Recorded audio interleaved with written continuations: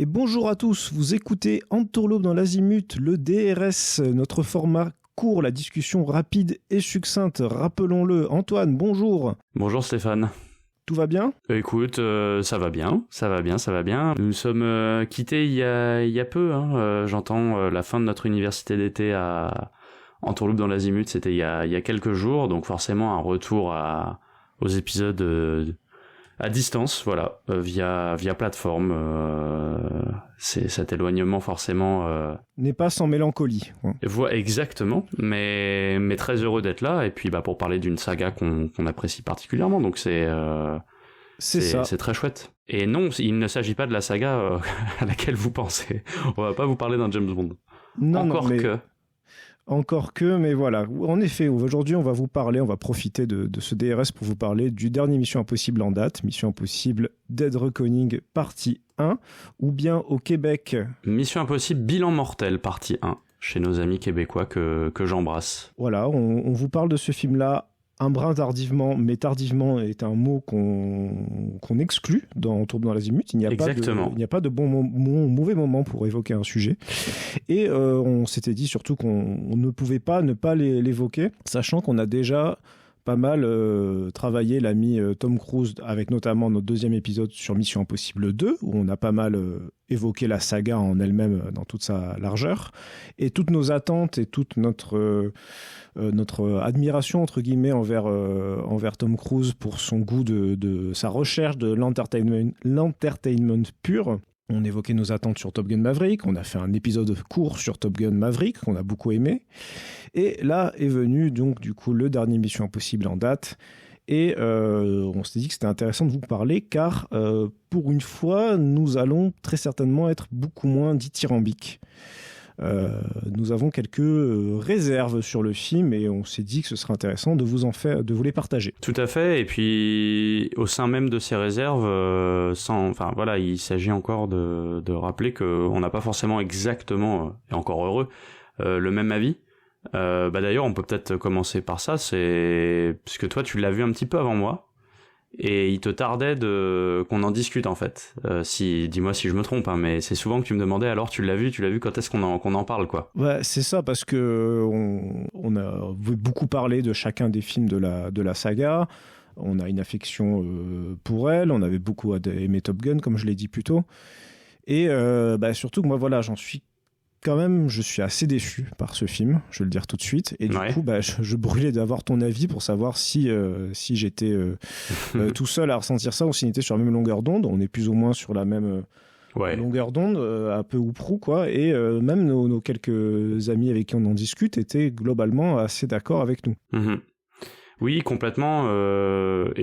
Crevons l'abcès direct. En fait, ce qui est peut-être le plus triste, même si c'est pas on est loin de la catastrophe en fait, mais c'est justement ça, c'est que le film laisse une sorte de goût assez neutre au sortir de la salle quoi. C'est-à-dire et pourtant ça dure ça dure 2h45. Tu t'en prends plein la gueule entre guillemets pendant tout le film, on y reviendra, il y a en tout cas une débauche de moyens et de tentatives de t'en mettre plein les yeux, mais au sortir du truc, t'as l'impression d'avoir bu un verre d'eau tiède gigantesque, quoi, et donc d'être un peu nauséeux, quoi, dans le sens où tu te dis tout ça pour ça, qu'est-ce que... Et tu vois, là, et c'est pas plus mal qu'on attende un petit peu avant d'en parler, en vrai, parce qu'aujourd'hui, ça fait quoi ? Moi, ça doit faire un mois que je l'ai vu, un petit peu plus. Qu'est-ce qu'on retient de Mission Impossible 7 partie 1 ? Vraiment pas grand-chose, quoi. Je trouve que c'est un film assez... plat malheureusement, alors qu'il tente énormément de nous faire croire le contraire quoi. C'est ça, et en fait je suis pas pour j'aime pas spécialement entendre de trucs oui mais on passe un bon moment, oui mais si tu poses ton cerveau, non, pour moi Mission Impossible jusque là c'est du pur divertissement, mais c'est du divertissement qui est intelligent, c'est-à-dire que chaque scène, et vraiment je vulgarise pour toute la saga, chaque scène, il y a une idée presque de mise en scène dans chaque scène d'action ou pas. Il y a même des scènes qui ne sont pas d'action, qui sont tournées comme des scènes d'action. Moi, vraiment, ce qui m'en a ressorti globalement, c'est le premier Mission Impossible où je me suis un peu ennuyé, en fait. Alors que tous, vraiment tous, avaient le pouvoir de t'attraper par la nuque et de t'embarquer du début à la fin, quoi. Et dans un kiff permanent. Là, il y avait vraiment j'ai eu pour la première fois ce sentiment de dire mais pourquoi en fait, enfin, qu'est-ce qu'on regarde, quoi. Voilà, quoi. Moi, le pire passage, c'est à Venise. Bon, on va le dire clairement, je pense que là maintenant on peut spoiler, hein. Bien sûr. Voilà, mais à Venise, quand ça discute dans la boîte de nuit, mais j'étais ouais. Stop, enfin, ça parle beaucoup trop, et je suis pas en mode attention, ça doit être bourrin tout le temps. Non, c'est juste que ça parle pour rien dire, et voilà, quoi. Et je trouve que de manière générale, l'intrigue autour de l'entité de l'IA, je saurais même pas dire pourquoi il y a un truc, enfin, ça fonctionne pas, en fait. Bah disons que c'est pas, moi, ça m'a pas déplu sur le principe, quoi. C'est à savoir un grand méchant qui serait une intelligence artificielle et c'est peut-être là que le bas blesse d'un point de vue purement de narration et donc de suspense que tu vas créer, puisque c'est une IA qui sait tout. C'est une IA qui sait tout et qui anticipe tout. Ce qui fait que bah du coup tu peux plus être vraiment surpris, quoi, parce que elle-même ne peut pas être surprise, quoi. Donc elle anticipe tout et malheureusement bah c'est un peu notre cas aussi, c'est-à-dire que sur cette partie 1, encore une fois, bah t'es sur un rail, sans mauvais jeu de mots avec la fin du film qui se déroule sur un train, et tu sais exactement où ça va. Et peut-être que, mais c'est triste de devoir se dire ça pour un film. Normalement, un film devrait exister par lui-même, que les surprises vont arriver dans la deuxième partie, parce qu'en effet, bah, le récit se décline sur 2 parties, parce que généralement, c'est ça, Mission Impossible. En tout cas, c'est dans l'ADN de la franchise, il y a quand même ce truc d'improvisation permanente, ok, c'est la merde, on doit improviser, et la surprise, on va la créer justement chez le méchant. Le méchant a un plan qui va décliner, et nous, on va le surprendre en le dupant avec des costumes, avec tout ça, et avec des préparations de quasi de braquage, quoi, quasi de hold-up et tout, complètement alambiqué et fantasque. Et là, on n'a pas ça du tout dans tout le film. C'est une fuite, et c'est un alignement de scènes d'action, de séquences d'action. Le point de divergence qu'on a aussi avec Stéphane, c'est que toi, tu dis que c'est la première fois dans la saga que ça t'arrive, et que moi, j'avais eu un peu ça dans le 6 déjà, dans Fallout, que je préfère, parce qu'il y a des séquences d'action plus marquantes. Je trouve que Henry Cavill, c'était un super choix de méchant et tout ça. Mais déjà, je trouvais le film trop long. Déjà, je trouvais le script assez insignifiant dans le 6, quoi. Et je m'étais fait surprendre par d'autres trucs, mais clairement pas par l'histoire et le rythme du film, par moments que je trouvais trop long, ou je trouvais qu'il y avait trop de séquences, justement, d'action même. Et là, rebelote, quoi, c'est sûr, et en pire. Et donc je te rejoins complètement sur ces séquences, même qui ne sont pas des séquences d'action, juste de dialogue. On essaye de te mettre une tension. Alors j'ai vu des avis dire que ça y est, Mission Impossible enfin était redevenu non pas un pur film d'action, mais un film d'espionnage, un peu en hommage au premier de De Palma. Mais alors là, grosse blague. Vraiment, tu ressors du film, bon, alors je veux pas donne-moi l'idée de manquer de respect à ce genre enfin voilà, aux gens qui ont vu ça. Peut-être pour la scène à Dubaï un petit peu, parce qu'il traite vachement de faux semblants et tout ça, qui est une chouette scène. Qui est une chouette scène, et qui est la seule scène de faux semblants pour moi, c'est la seule scène vraiment purement Mission Impossible. On travaille en équipe, on se fait duper aussi, parce qu'il y a tout un jeu de chat et souris. Enfin, il y a un double jeu de chat et souris où Ethan Hunt est traqué, mais lui, il recherche aussi quelqu'un, à savoir le personnage, je me souviens même plus de son nom, de Daley Atwell. Ouais, merci beaucoup. La nouvelle de la bande, quoi, et qui est chouette, qui est une chouette actrice, qui a du charisme et tout ça. Mais alors le perso, c'est pareil, on peut en parler. En tout cas, encore une fois, dans ce premier épisode, la fille est quand même censée être un peu une Naya de Mission Impossible 2, c'est-à-dire une grande voleuse, trop forte et tout, et là pour le coup je vais utiliser un argument que Bastien avait utilisé contre Mission Impossible 2 lors de notre épisode, mais pour le coup elle est trimballée d'un endroit à l'autre du film, Hayley Atwell, et elle a peu d'impact. Et il y a encore ce truc qui était déjà un peu dans tous les épisodes, de cette espèce de romance platonique, de tension semi-sexuelle que Ethan Hunt a avec chaque personnage féminin, qu'il a avec Rebecca Ferguson, où en fait ils se rencontrent à peine et c'est tout de suite intense. si limite je vais te sauver, on va partir, on va rêver d'une autre vie, etc. Et ça le fait, je trouve, enfin, ça passe beaucoup moins. C'est vraiment, ils se connaissent depuis 5 minutes et ça y est, il a lu en elle à quel point, en fait, oui, c'est une voleuse, mais non, elle a un bon fond et tout ça. Et direct, il embauche dans les squads Mission Impossible. Alors que voilà, tout le film, Bastien l'avait dit justement, elle ne fait que le trahir, quoi. Elle fait que courir en avant, fuir, etc. C'est là aussi les limites. C'est un truc recyclé, je trouve, qui marche beaucoup moins bien. Alors que je suis d'accord avec toi, l'actrice elle est super. Ça fait plaisir de la voir là après les Marvel, tout ça. Elle est super, ouais. Bah en fait, moi je suis content de la voir, et comme à chaque fois, parce qu'on va y revenir tout à l'heure, mais les liens qu'il peut y avoir entre James Bond et Mission Impossible, à savoir des sagas d'action et d'espionnage. Bah il y a aussi le fan de James Bond qui à l'intérieur me fait dire mais pourquoi elle a pas joué dans un James Bond plus tôt, quoi. Elle aurait été super, tu vois. Déjà qu'ils avaient fait un super pied de nez avec le personnage Ils savent de Rebecca Ferguson, qui est juste exactement. Qui est une 00, quoi. Enfin, elle travaille au MI6 clairement, et qui a été un excellent show de casting pour moi. Enfin, elle était super. Si la classe féminine a un nom ces dernières années, c'est elle, quoi. Elle est vraiment trop charismatique. Léa Seydoux aussi, qui avait passé les deux sagas. Alors, je te vois sourire, rire jaune, mais Léa Seydoux qui avait commencé dans Mission Impossible 4, je crois, Protocole Fantôme, et qui s'est retrouvée un petit peu après dans James Bond. Oui, voilà, un petit second rôle de méchante, mais qui faisait le taf. Ouais, ça faisait le taf. Hein. Mais c'est moi, pour revenir à ce que tu disais sur mon avis vis-à-vis du 6, c'est vrai que oui, le 6, on apprécie la saga parce que chaque épisode a sa patte. Il y avait un réalisateur différent jusqu'au 5. Depuis le 5, c'est Macquarie. Et c'est vrai que Fallout a ce truc, on pense des scènes d'action et on va juste les relier vite fait avec le scénario. Mais je trouve que le 6, il y avait quand même un rythme qui t'embarque tout du long, et surtout que moi, toutes les scènes sont mémorables. Tout le passage à Paris, de la chute en parachute aux poursuites, etc. J'aime beaucoup les scènes d'action à la fin en hélico. C'est tellement over the top, mais que c'en est vraiment jouissif. Enfin, bref. Et là, moi pardon, excuse-moi. Non, je te laisse aller au bout de ton raisonnement. Le problème, c'est que dans celui-là, justement, les scènes d'action, je ne les trouve pas mémorables.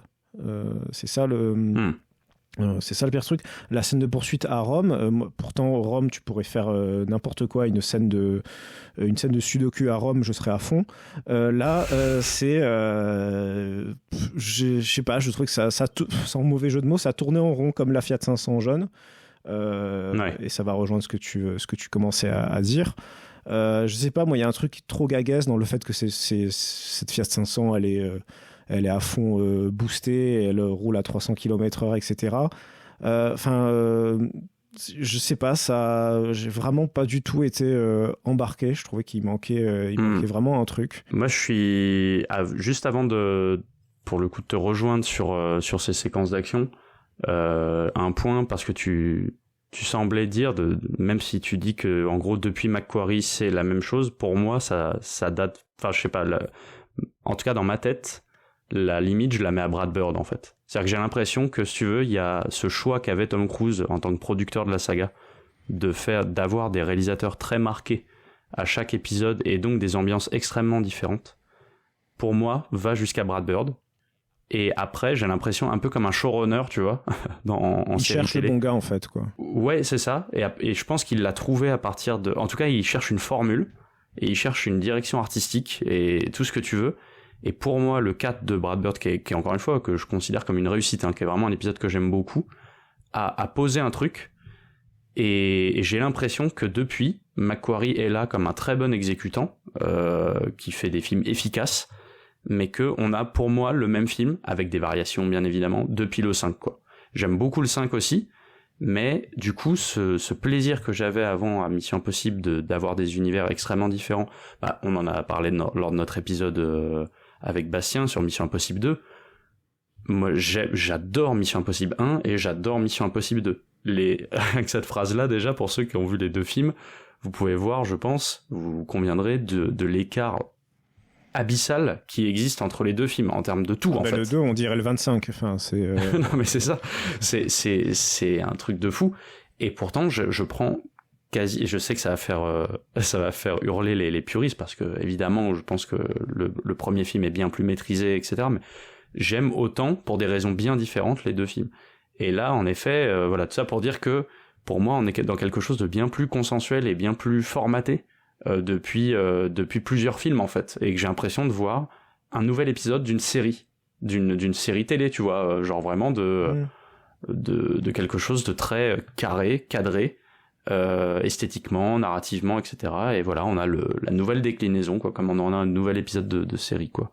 Tu n'as pas tort du tout, quoi. Encore une fois, je répète, à part que mine de rien, ceux d'avant avaient chacun leur, enfin, étaient marquants chacun pour leur petite scène, les passages mémorables, quoi. Là, Dead Reckoning partie 1, alors on va peut-être revenir sur moi, ça. Faites 25 films, oui, mais en diviser un en plusieurs parties, ça me gonfle, perso. Enfin, surtout qu'on a on a un méchant qui n'a pour moi absolument aucun charisme. Alors voilà, j'allais y venir. Est-ce que s'il n'y a pas ça, c'est que on va parler des séquences d'action. T'as déjà commencé à en parler, mais c'est un tout bien sûr qui fait que on a du mal, tu vois, quand on parle de Dead Reckoning partie 1, on a du mal tout de suite à voir un truc jaillir dans notre esprit, une séquence, quoi. Et pourtant, la communication, et ça c'est aussi un point.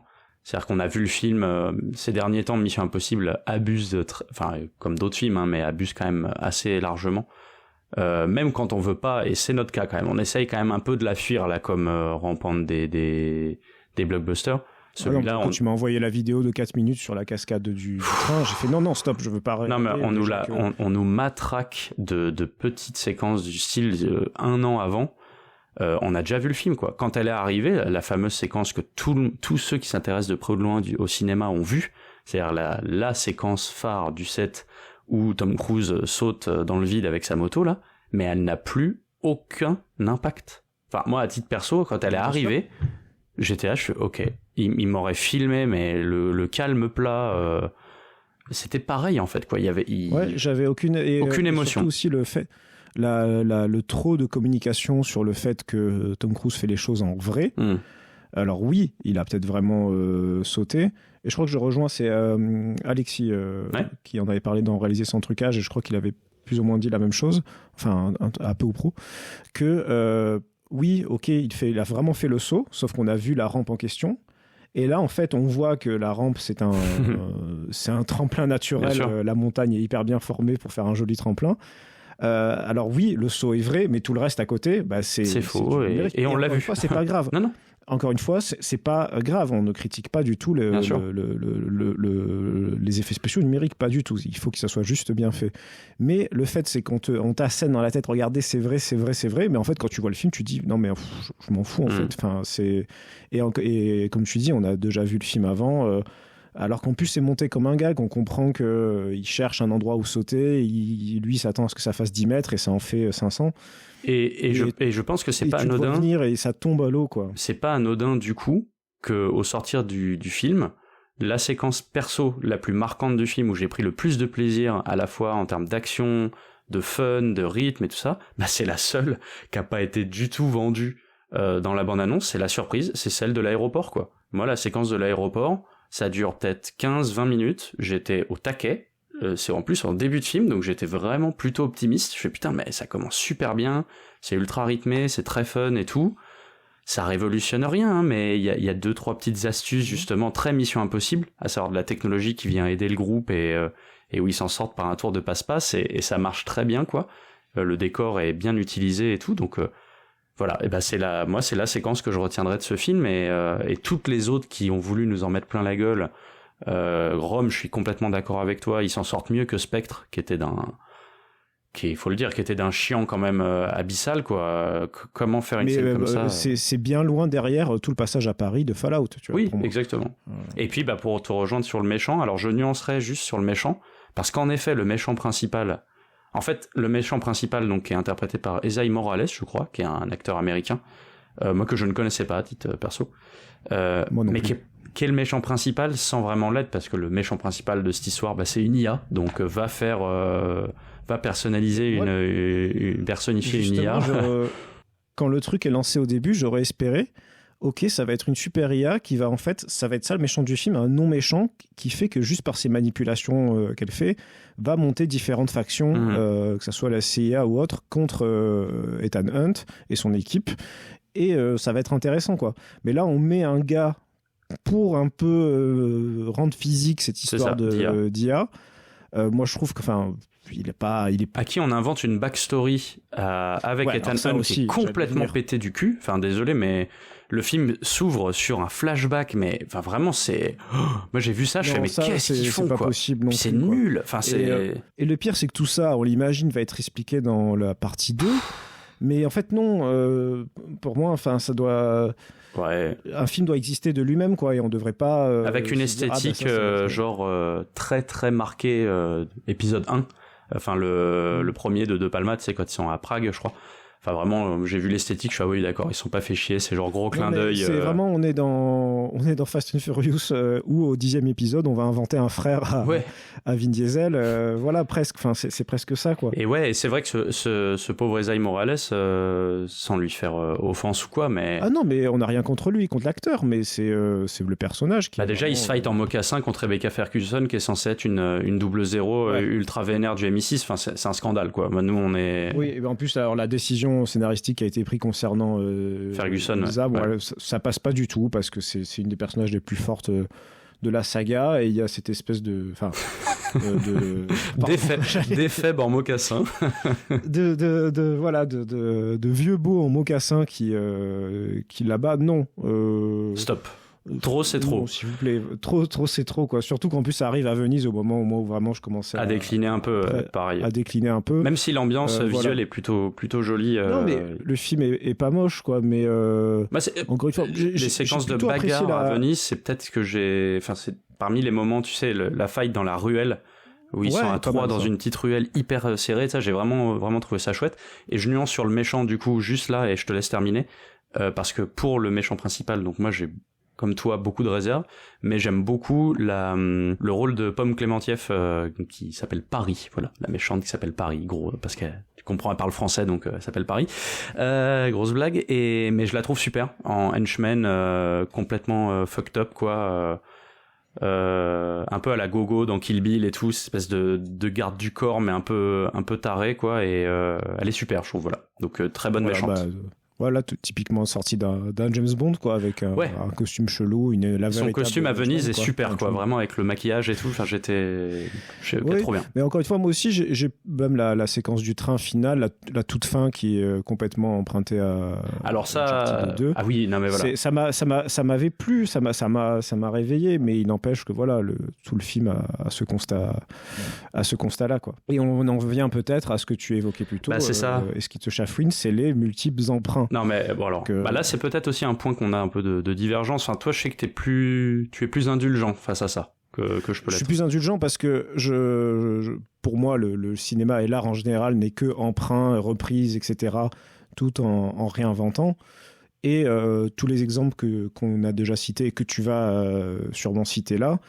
À chaque fois j'ai envie de dire par exemple tu vas parler de bagarre sur le toit du train comme dans Skyfall, mais je dirais non, mais ce n'est pas non plus Skyfall qui a inventé ça, et il y aura plein d'autres exemples, mais c'est vrai que là quand on commence à faire la liste, ça commence à faire beaucoup, quoi. Ça fait beaucoup. Moi encore une fois, ce n'est absolument pas le clin d'œil, l'hommage, la reprise d'un motif que je vais critiquer, parce qu'en effet le cinéma en est rempli.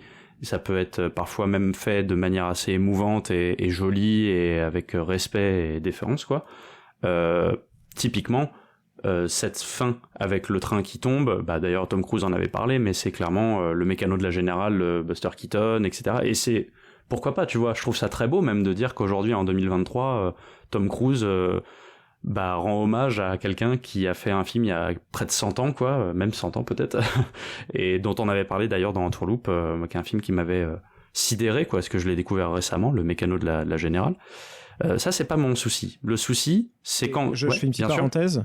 J'en avais déjà parlé justement dans l'épisode, mais justement pour parler de ce principe des parallèles entre une vieille œuvre, la super vidéo de Versus qui compare le mécano de la Générale à Mad Max Fury Road.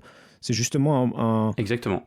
Un excellent document pour montrer vraiment comment le cinéma s'auto-inspire lui-même depuis un siècle. Une autre référence. Non, bien sûr, pour te rejoindre, une autre référence qu'on peut citer, c'est, il me semble, l'émission Déjà Vu de Capture Mag avec Rafik Djoumi, qui s'intéresse justement aux tropes dans le cinéma. Et c'est quelque chose, par exemple, dont il pourrait parler, les scènes d'action de train, je pense, parce que c'est clairement un trope de cinéma. Les deux personnages sur le dessus d'un train qui se tapent, c'est un truc qu'on a vu depuis la nuit des temps, quoi. Mais le train est un truc de jeu vidéo. Exactement. Aussi. Mais voilà, tout ça pour dire que c'est pas tant ça. Ce qui me déplaît, à titre perso, c'est quand vraiment le cœur du dispositif d'une séquence d'action ou quoi, est complètement pompé, ou calqué sur un autre film. Typiquement, là, dans la séquence donc de course-poursuite à Rome, ce n'est pas que la voiture c'est pas parce que c'est une petite voiture jaune, c'est que la petite voiture jaune qui fait penser à Rien que pour vos yeux, voilà, c'est que tout le concept, alors là il le renverse un petit peu, c'est-à-dire que c'est pas une 2 chevaux justement qui va à 2 à l'heure, mais c'est une mini Fiat 500 qui a été turbo boostée en électrique et qui va super vite et tout.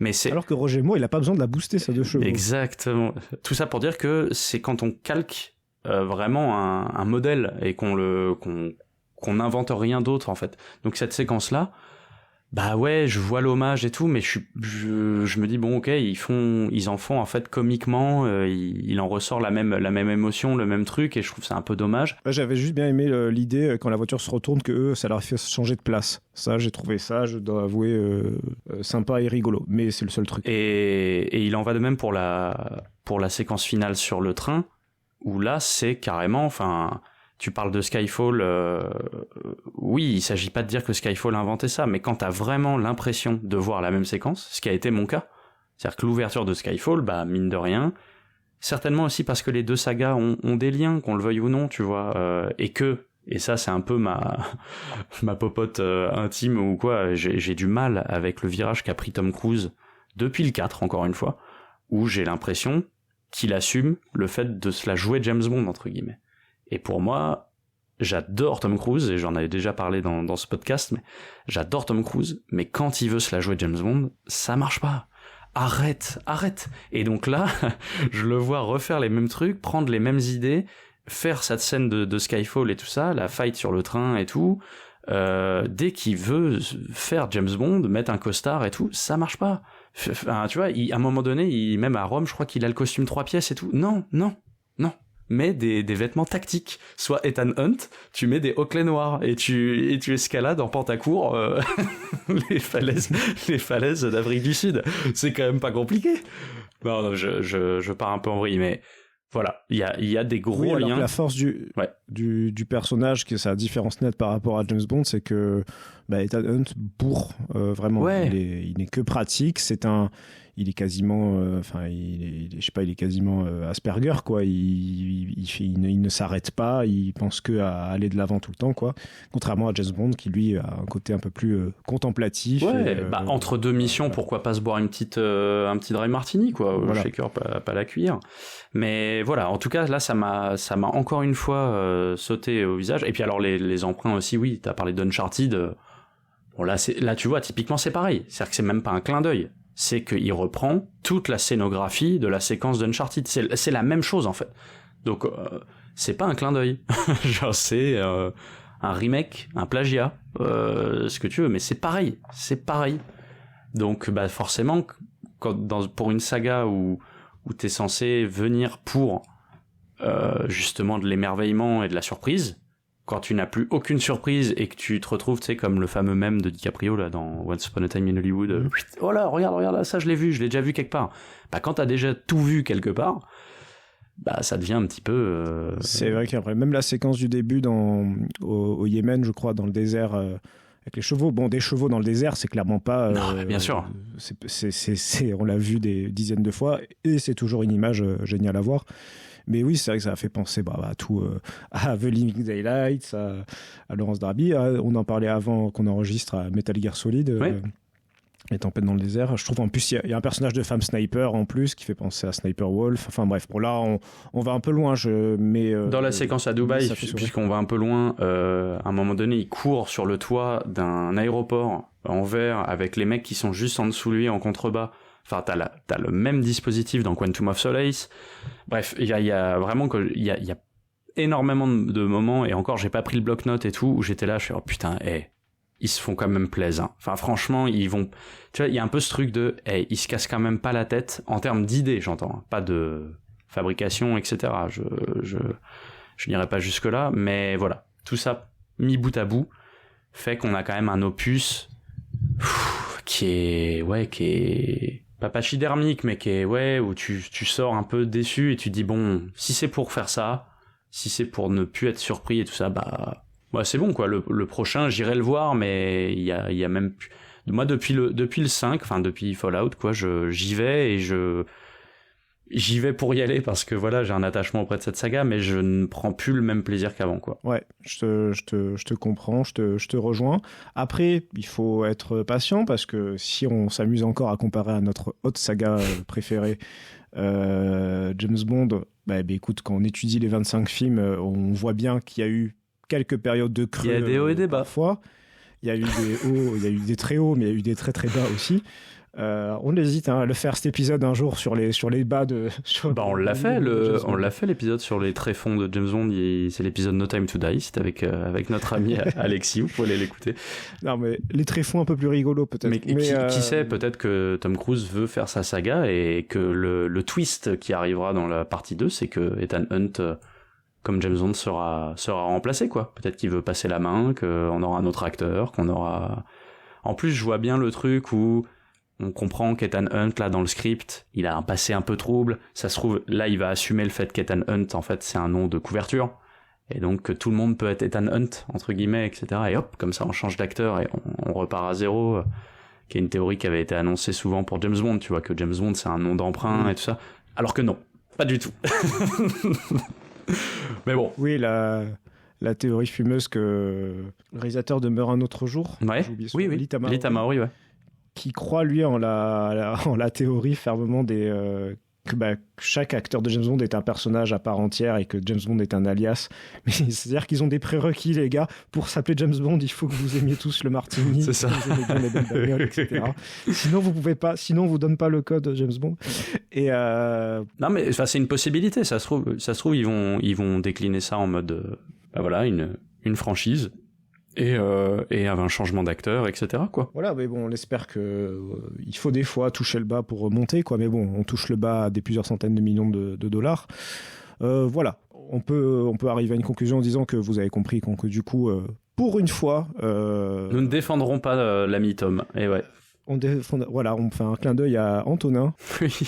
Oui. Antonin, qui est un ami, comédien, qui nous taquine souvent sur le fait que... ne comprend pas notre admiration pour le bonhomme. Ouais. Voilà, après, on est conscient de qui est Tom Cruise, mais je trouve qu'il avait toujours quelque chose de très calibré, très professionnel concernant sa volonté de vraiment divertir, mais vraiment divertir tout en ne prenant pas les gens pour des cons. Et vraiment faire un film pour la salle de cinéma, quoi. Et là, ouais, mais c'est plutôt sur le versant, comme on vient d'en parler, mais de la surprise, tu vois. C'est même pas tant dans l'exécution. Le film, il est pas honteux en soi, tu vois, formellement. On voit des blockbusters bien plus honteux formellement en termes de scènes d'action et tout ça. Mais c'est sûr qu'on a l'impression d'une machine qui tourne un petit peu en rond, comme que tu le disais tout à l'heure, comme la Fiat 500 dans la scène à Rome. Et que ça fait un petit peu de la peine, et que tu te dis pourquoi vous courez autant, quoi. Est-ce qu'on peut pas revenir à des valeurs simples, se poser en terrasse avec un dry martini et un smoking blanc, voilà. Encore une fois, on revient aux essentiels, quoi. On va pas se mentir, on critique Mission Impossible, mais on a juste complètement les chocottes pour ce qui va se passer ensuite avec James Bond. Voilà. Ne relance pas ce débat, ça va être ça va durer 3 heures. On vous remercie de nous avoir écoutés. On espère que ne pas vous avoir trop vexé si vous avez adoré Mission Impossible. N'hésitez pas à nous donner votre avis en commentaire, parce qu'en effet, j'ai l'impression que le film a pas mal divisé, je sais pas, mais qu'il y a eu des sons de cloche vraiment différents. Des gens qui ont vraiment Non, beaucoup apprécié. J'ai vraiment entendu des trucs très dithyrambiques, malgré même aussi notre petit cercle qui ont vraiment aimé le film. Mais notamment qui avait adoré justement ce discours sur l'IA. Et moi, je trouve que c'est très génial de parler d'IA, surtout aujourd'hui. Mais je trouvais que ça avait vraiment pas de sens dans ce film-là. Enfin bref. N'hésitez pas à nous donner votre point de vue en tout cas. Merci beaucoup Stéphane. Et très vite pour un prochain épisode d'Entourloupe, canonique ou format DRS, n'est-ce pas ? Écoutez, le prochain, je pense que vous allez vous amuser car nous répondrons quand on vous a demandé de nous poser si vous avez des questions. Écoutez, ce sera l'objet du prochain épisode et une FAQ un peu décalée. Une FAQ très décalée, vous allez le voir quoi. Allez, merci à tous. Des bisous.